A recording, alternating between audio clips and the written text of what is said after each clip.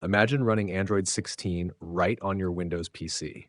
Not a simulation, but a full Android system with the Google Play Store. Android 16, codename Baklava, brings smoother performance, better battery stats, and a fresh new look.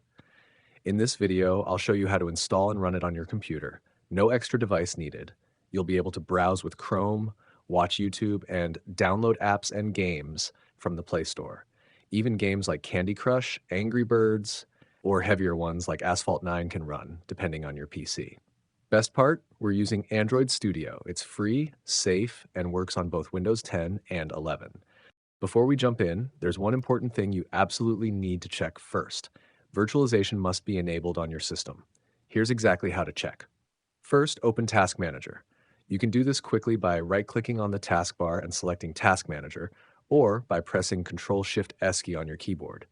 Once Task Manager is open, click on the Performance tab.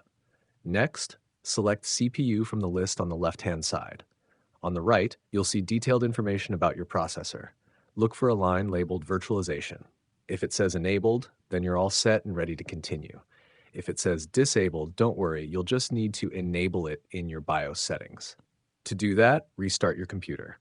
As your PC boots up, repeatedly press the BIOS key, usually Delete, F2, F10, or ESC, depending on your motherboard or laptop brand, to enter the BIOS menu. Once inside BIOS, look for a setting called Intel Virtualization Technology if you're using an Intel CPU, or SVM mode if you're using AMD. These options are often located under Advanced CPU Configuration or similar sections. Enable that setting, then choose Save and Exit to apply the changes and reboot your system. After your computer starts back up, go ahead and open Task Manager again and double check the CPU section. You should now see that virtualization is enabled and you're ready to move on. Next, you'll need to enable the Virtual Machine Platform feature on your system. Start by opening the Windows search bar and typing Windows Features.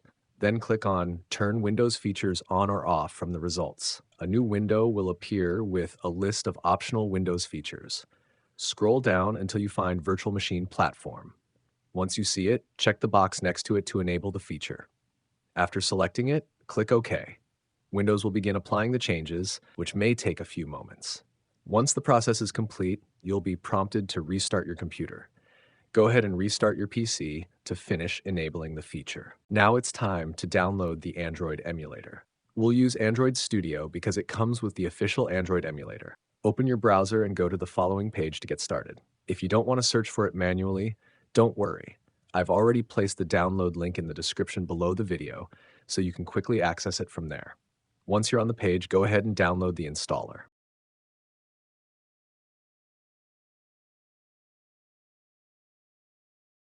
After the download is complete, open the file and begin the installation process.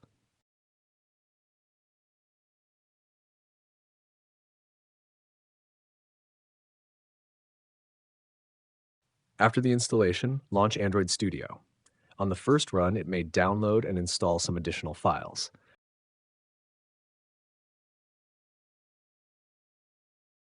Choose the standard installation option. It's easier and installs everything we need.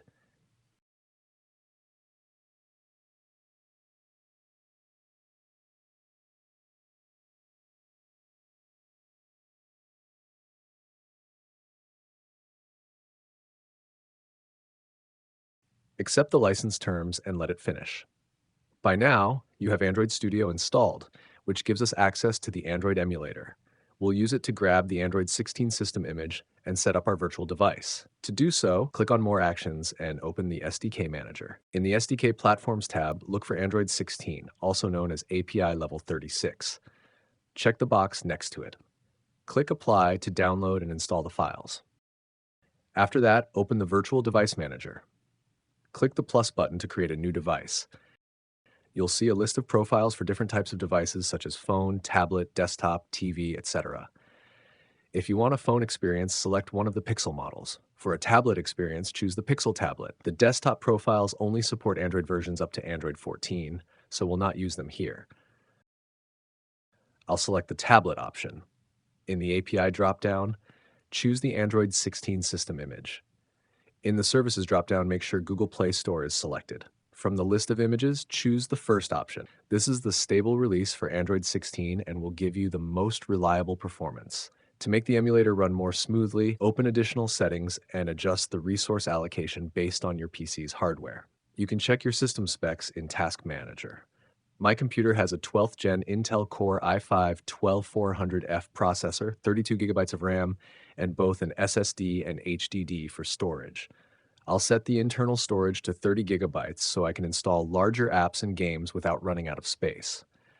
For extended storage, which works like an SD card, I'll set it to at least 2 gigabytes. This is optional, but it can be useful for apps that save data externally. Since my processor has 6 physical cores, I'll allocate all 6 to the emulator. I'll assign 4 gigabytes of RAM to ensure smooth performance even with heavy apps.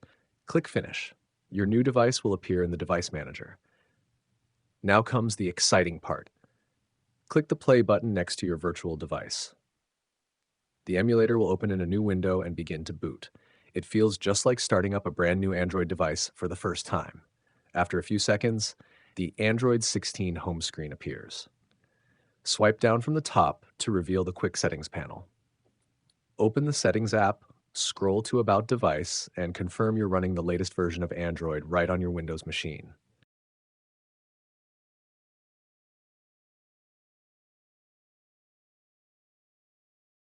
Swipe up to open the app drawer. You'll find updated Google apps ready to use. Open Google Chrome to test your internet connection. Sign into your Google account.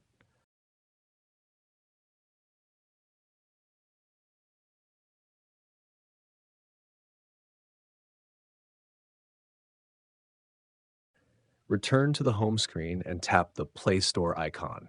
You'll see a familiar Play Store layout, just like on a phone or tablet. Scroll through recommended apps and games, or use the search bar to find something specific. Select an app, click Install, and wait for it to download.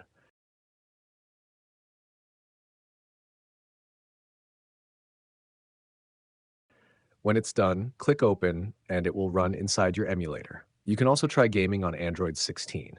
Install casual titles like Angry Birds for a smooth experience, or push the hardware with more demanding games like Asphalt 9 or Call of Duty Mobile.